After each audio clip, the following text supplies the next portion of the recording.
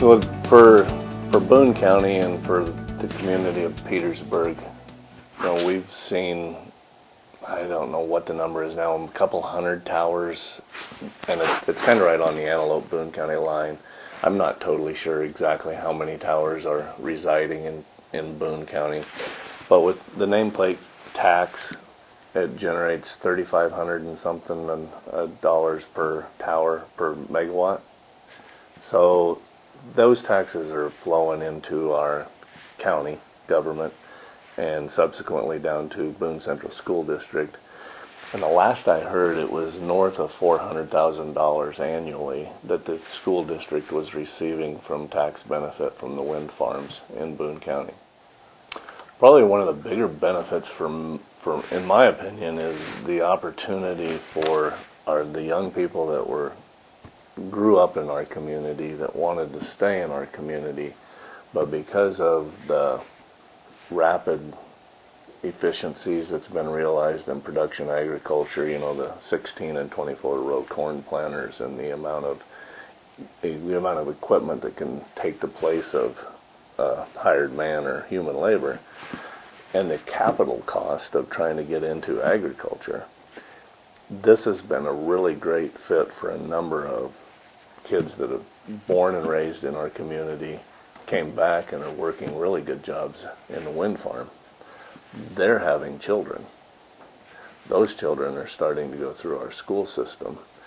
We actually had a local photographer did a calendar of 12 baby boys that was born within a small radius of our community a year or two ago. They were all under the age of 1.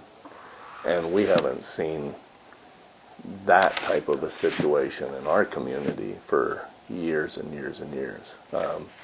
We have young families and young mothers pushing baby strollers and going for walks in the evenings in our community now, and we didn't have that for a long time. That to me is maybe a longer term benefit, but still just as significant as the short term lessening of the property tax load and the cash flow that it helps create for our county and our school district.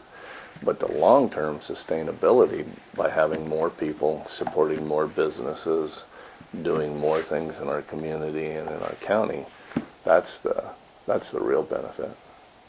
Because without that, the consolidation continues to go on in production agriculture.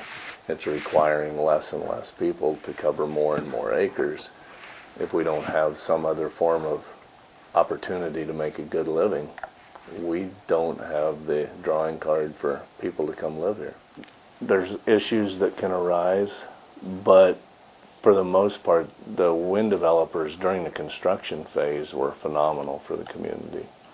They did a lot of business with our local hardware store, our local lumber yard. They got their concrete in the county. It created a huge windfall for our retail, grocery stores, campsites, bars and restaurants, and the sales tax revenue that it generated, which then we displaced some of that to our local economic development group. They've been able to create some housing developments, which are all full now. We've done a couple of buildings that have recruited a local boy back to run a repair shop and another local kid back to run an electrical shop, and we're starting to see some of the lasting trickle-down effect now of that initial explosion through the growth, through the development and construction phase. Were you the first community in Nebraska to raise your hand and say, we want this? To my knowledge, yes. I know there was a group of local businessmen, including myself, that went to Nebraska Public Power's board meeting. We also went to OPPD's board meeting in Omaha, and we asked to be placed on the agenda, and we made a case for our community as being a place that they should look to develop or to be in partnership with on renewable energy, and at that time it was primarily only wind projects, but we'd like to explore solar projects and whatever else we can. Whose idea was it to go do all that? Petersburg's a pretty unique community. It has a strong foundation of business leaders that recognize we need to be engaged, and you get what you ask for. If you don't ask for anything, you're probably not going to get anything. And that foundation was laid a number of years ago with our initial economic development group and our community club group. And fortunately, we've had a good mixture of the old guard that established the plan, and the new people and new business owners and younger people coming in that have grasped onto the concept and understand that it does work. And so we've had just a really good blend of retired business people and startup families that have been engaged in understanding the need to have opportunities in our community.